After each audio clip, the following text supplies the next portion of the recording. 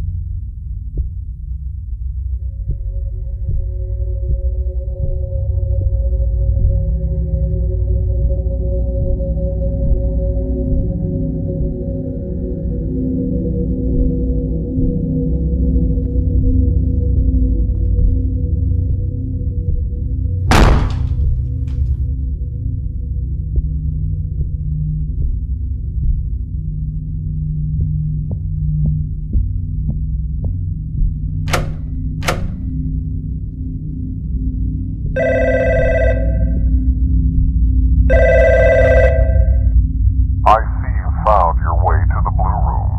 I hope you didn't have too much trouble finding it. By the way, I forgot to mention who I am. Just call me the operator for now.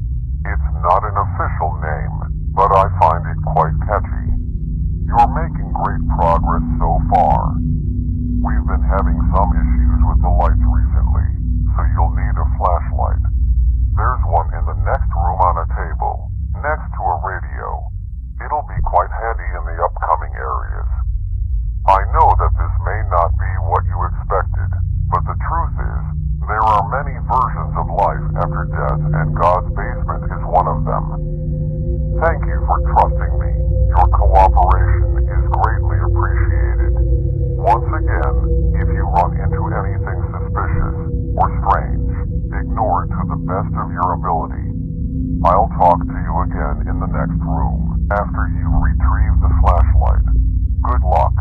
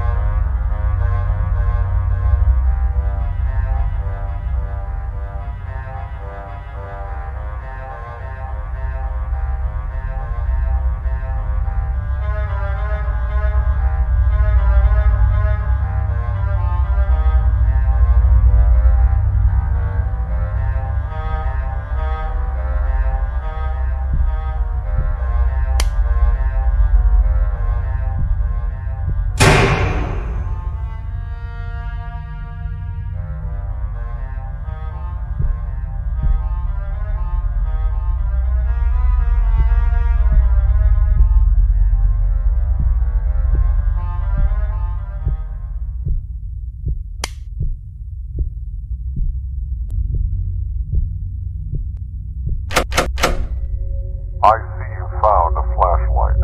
Past this door, things can get quite dangerous.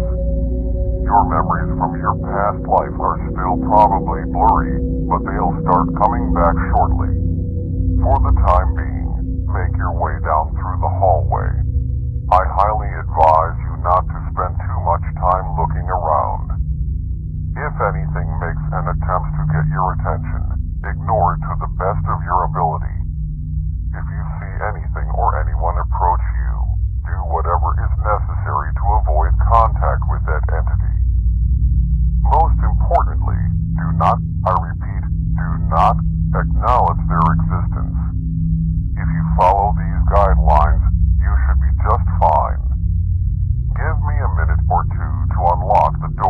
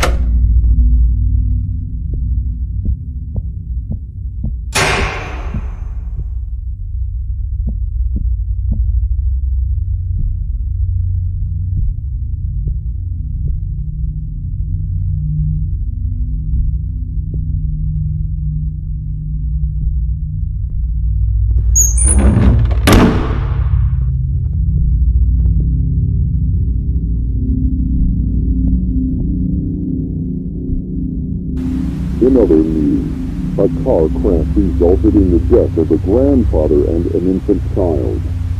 Authorities reported that the car swerved off the road and crashed into a tree. The only survivor was the grandmother of the infant child. Although she suffered major injuries, she is currently in stable condition. Authorities also reported that the grandfather was driving the vehicle and that alcohol might have been involved in the incident.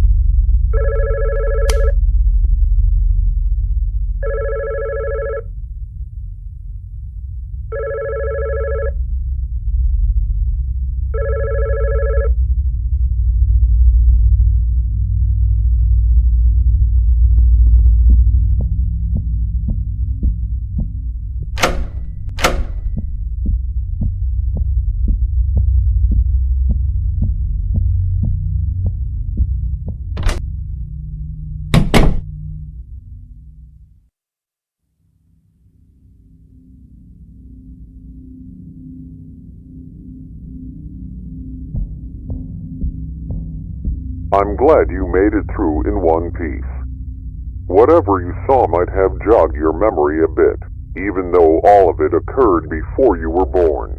Your parents, Neil and Sarah Young, had a son named Kevin. Your grandparents were looking after him when an unfortunate incident occurred. After losing their only son, your parents decided it would be best to create some distance between your grandmother. Although she tried her best to seek their forgiveness, the grief they felt was too painful. For a long time, they stayed out of contact with your grandmother. After a few years, they had you, James Young. They still were quite distant with your grandmother, possibly afraid the same incident might happen again. I don't want to bore you too much with those details. There is something I require from you. For you to unlock more of your memories, you need to go deeper into God's basement. To do that, you need to retrieve a security card to get past the door to your right. Fortunately, there is one down the hallway to your left. Just follow it all the way down, past the area with the red lights, and it should be in a storage room filled with shelves. Once you retrieve it, bring it back and slide it across the panel next to the door. I know you still have your suspicions, but I swear all your questions will be answered. Once you have a complete understanding of your past life, I'll tell you what God's basement really is, but you have quite some ways to go. Keep doing exactly as I say. And one last thing, good luck.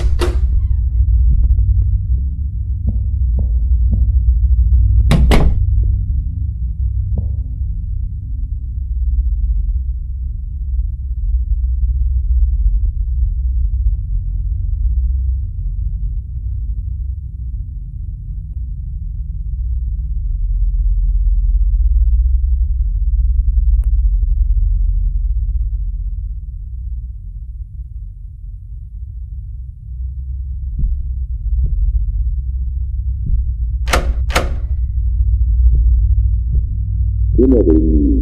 A car crash resulted in the death of a grandfather and an infant child. Authorities reported that the car swerved off the road and crashed into a tree. The only survivor was the grandmother of the infant child. Although she suffered major injuries, she is currently in stable condition. Authorities also reported that the grandfather was driving the vehicle and that alcohol might have been involved in the incident.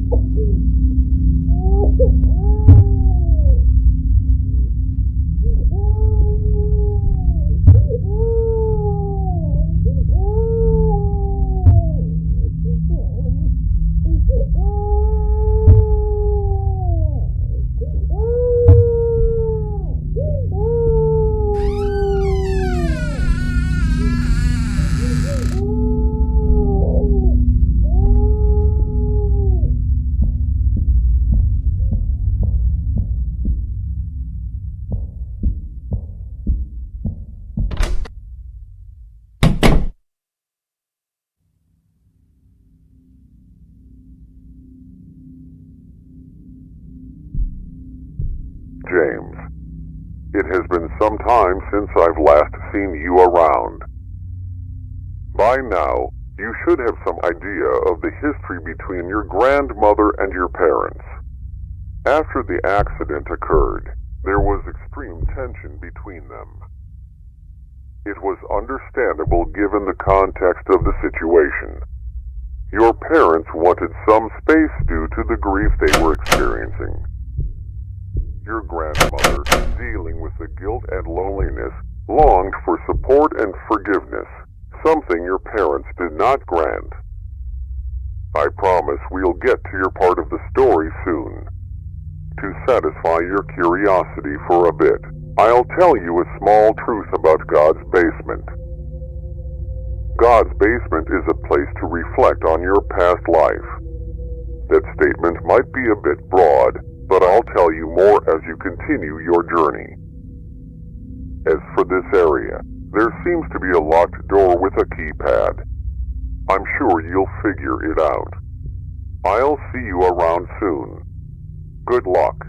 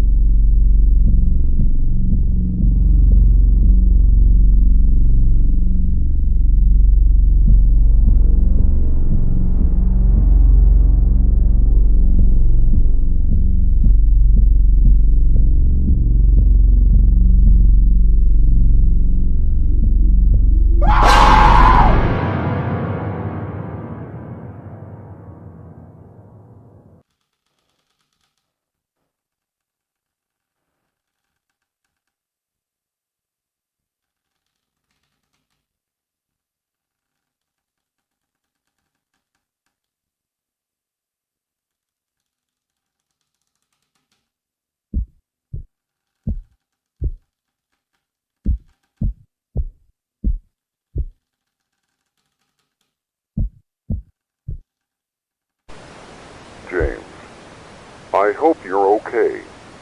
That looked like it probably hurt. Good news is, this room looks relatively safe. I also have some more good news. You're going to be exploring your early childhood memories.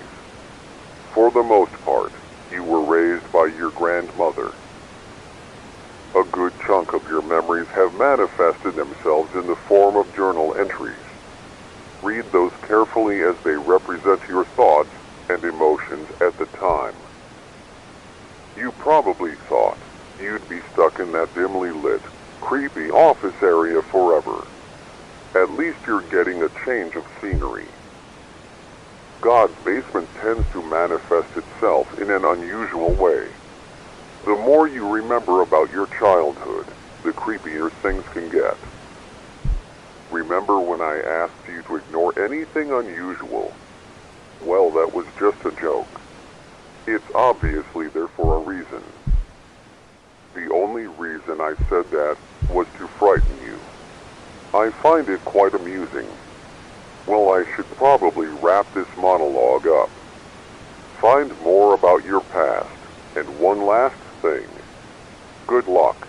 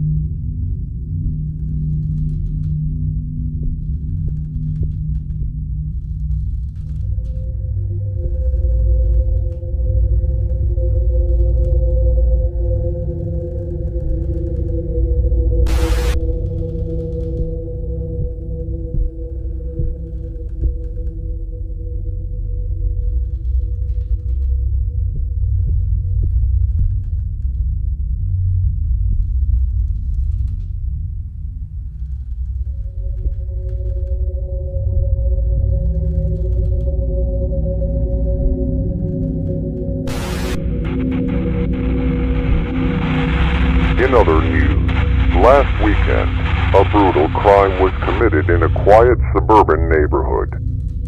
The two victims were a young couple, recently turned parents, that were viciously stabbed while sleeping inside their bedroom. Authorities reported that the bodies were mutilated to the point of being unrecognizable. The two also left behind an infant son. Currently, there are no suspects or leads as to who committed the murder, but authorities are adamantly investigating the situation.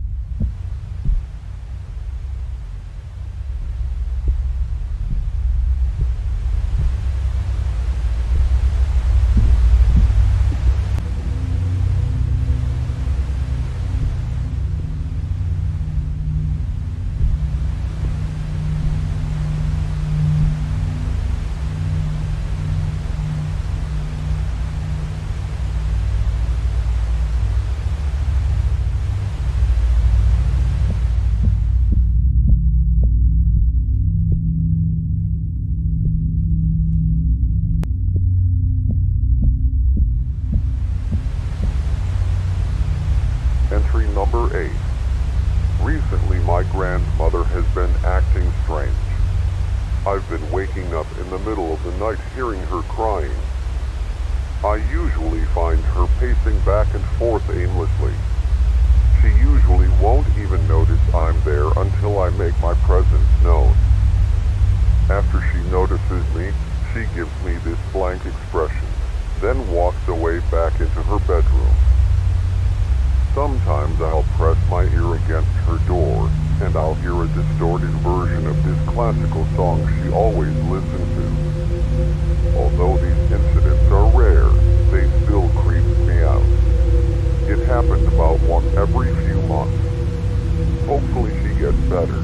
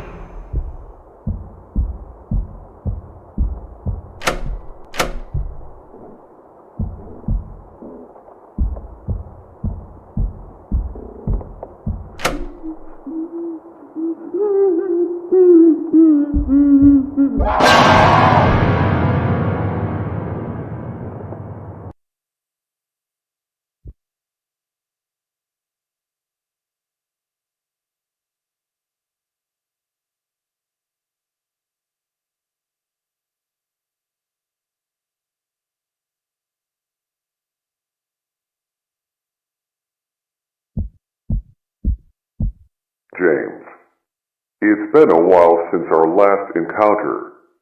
That was a lot of information to absorb. I hope you got most of it, but I'll try to summarize the best that I can. You were trying your hardest to get by high school while also taking care of your grandmother, along with holding a part-time job. At the end of high school, you had amazing grades and received a full-ride scholarship. The only problem was you would have to leave your grandmother to attend college. She raised you all by herself after your parents passed away. It tore you up inside, knowing that you would have to abandon her to move forward in your life. Slowly but surely, her condition kept deteriorating, to the point where it was an extreme burden to provide care for her. You had to make a choice, abandon her and move on with your life, or throw away a full-ride scholarship and sacrifice your potential to take care of her. Are you ready to find out what choice you made? This is kind of exciting, isn't it? Well, I won't make you wait any longer.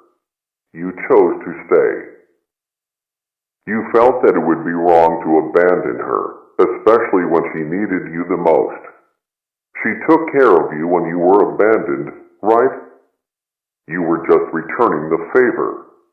If you haven't noticed, this area represents your old job. The one you worked while taking care of your grandmother after you graduated. First thing you should probably do is sign in. Enter the door to your left and find your ID card. I'll speak to you soon. Good luck.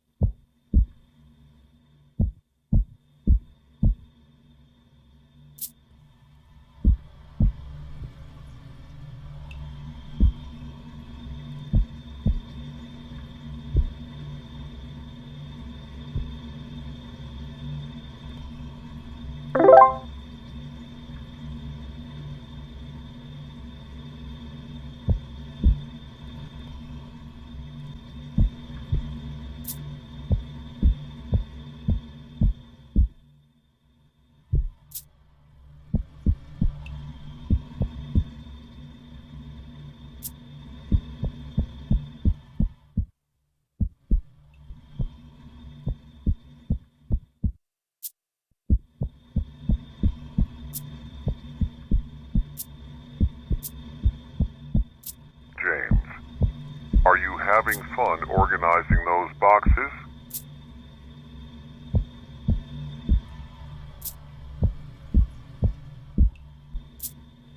Are those boxes heavy? It must get pretty tiring doing this 8 hours a day, 5 days a week.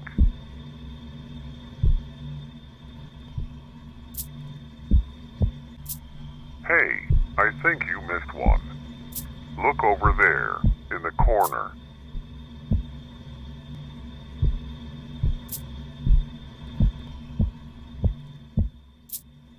Does it get tiring? Doing this job day after day, only to come home having to care for your elderly grandmother.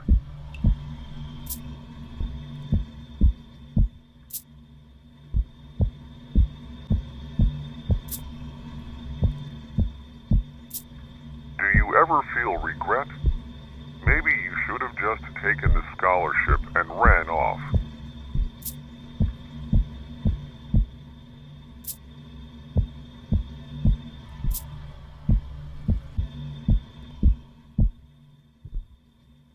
Think of all the potential you wasted. Was it worth it?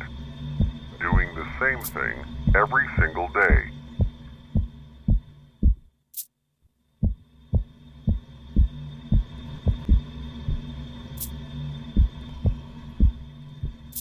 Are you anxiously waiting to get home, or do you find this job more tedious than taking care of her?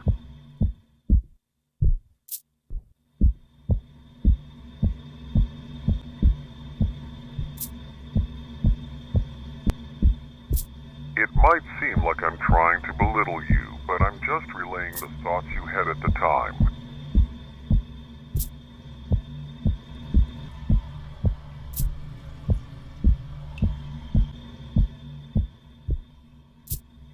It's an interesting concept, isn't it?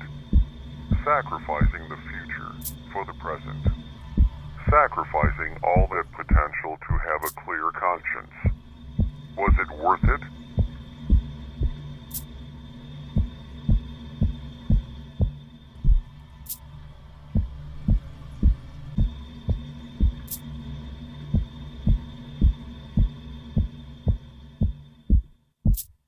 Wow, great job, James.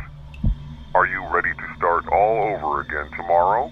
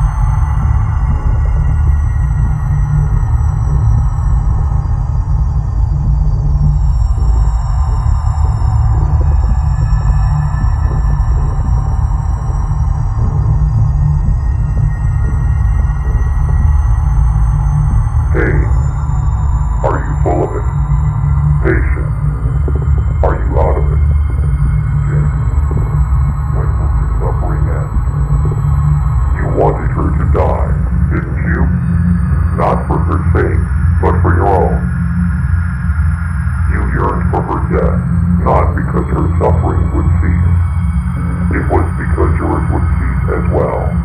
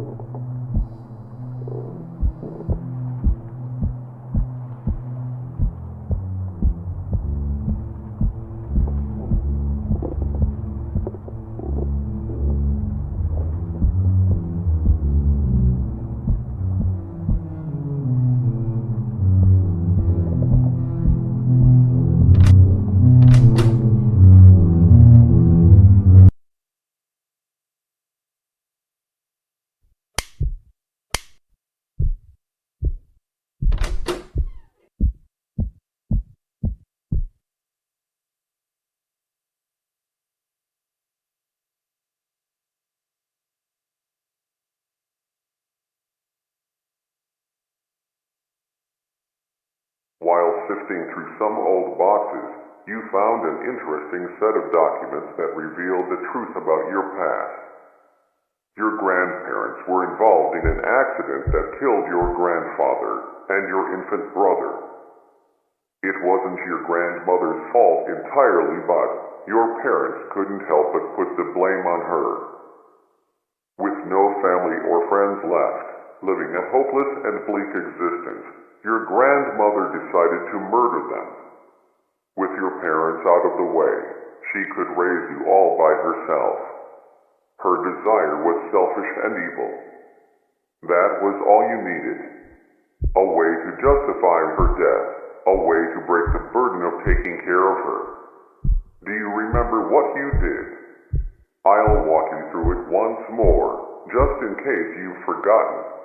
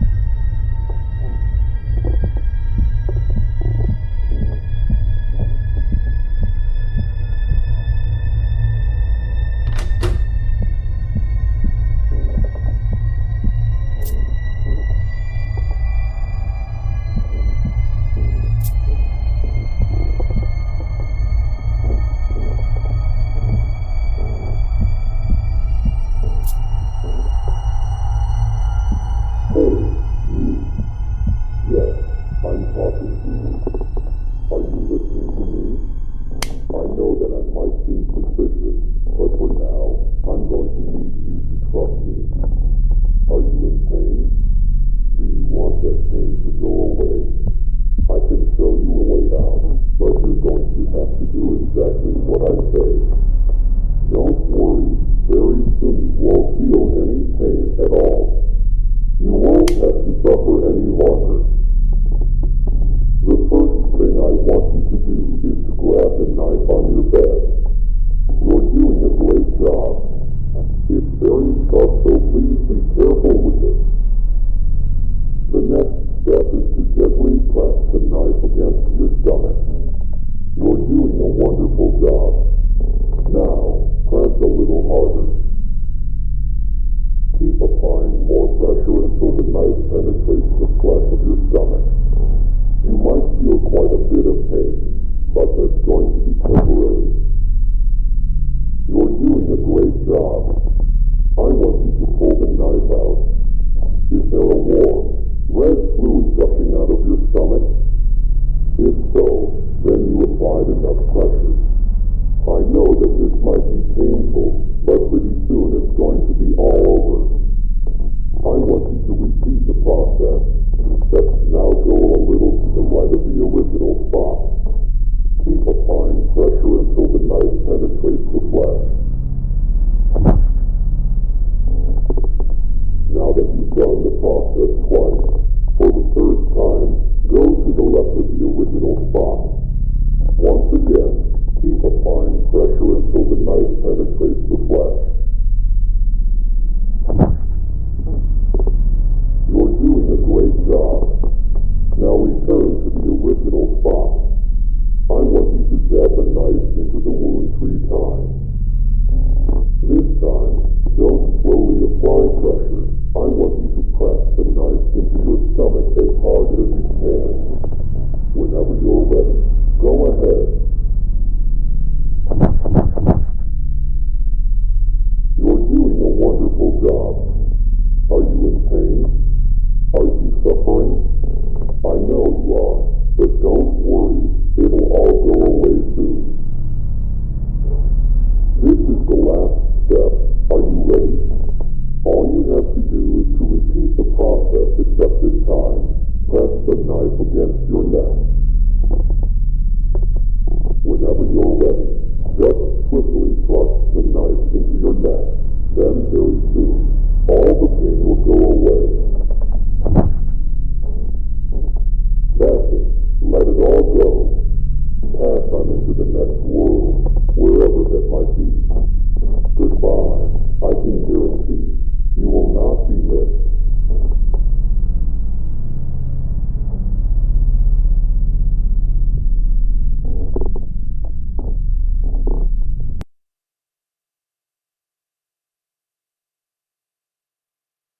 James, you murdered her. You knew about her delusions. She always talked about the man in the radio, so you decided to become that character. You replaced the old radio and then played an audio file telling her to stab herself repeatedly with a knife. You knew she was delusional and had episodes of schizophrenia. She followed your instructions and eventually bled to death due to her self-inflicted injuries. Since all the evidence pointed to a suicide, you weren't charged with anything. You finally got what you wanted. You were finally free. You might be wondering how exactly you ended up dead. Well, for the first few months, you lived your life carefree. You actually enjoyed life to some extent, not being tied down by an ill relative. But eventually, that all came crashing down. It started off with brief, horrific, gruesome nightmares. Visions of her stabbing herself endlessly, blood gushing out of her wounds, flooding your mind with blood-red guilt. Slowly, these nightmares leaked into your daily life. You'd see her out of the corner of your eye, whether you were driving, walking down the street, or at work. Even though you killed her, she never really left. She lived in your mind and haunted you every day until you eventually couldn't fall asleep. Every time you closed your eyes, even for the briefest of moments, she'd manifest in your subconscious. Eventually you went to the hospital and you were prescribed sleep medicine, but that only suppressed the issue. Slowly your body adjusted to the medicine and you needed to increase the dose for the medicine to be effective. This process kept repeating until you were taking multiple times the recommended amount. You were addicted until one night you overdosed on sleep medication. Right now, in this moment, your physical body is currently in a hospital bed, hovering between the thin line of life and death. You're still probably wondering why you're here in God's basement. I'll finally tell you who I am and what this place really is. God's basement is a realm for those who have committed great sin but are still redeemable. The individuals that arrive in God's basement relive their own versions of hell, allowing them to reflect on their life and watch their slow descent into evil. Their resentment, hate, bitterness, and jealousy accumulate until those emotions manifest themselves through atrocious acts, yours being murder. You were backed into a corner, watching your life slowly pass you by. All those opportunities you sacrificed. All that potential wasted. You became bitter and resentful. Many could sympathize with you. Many might have even done the same. You were hopeless, and it felt like you were inside a living hell. I am called the Operator. I am an entity that manifests in God's basement. I manifest myself in different ways depending on the person. My job is to guide the person inside God's basement and allow them to relive their life from a different perspective. In your case, I manifested with many characteristics resembling the man in the radio. Hopefully this explanation cleared everything up. You're still probably wondering what happens now that you have all your memories. I mentioned earlier that God's basement are for those who are still redeemable.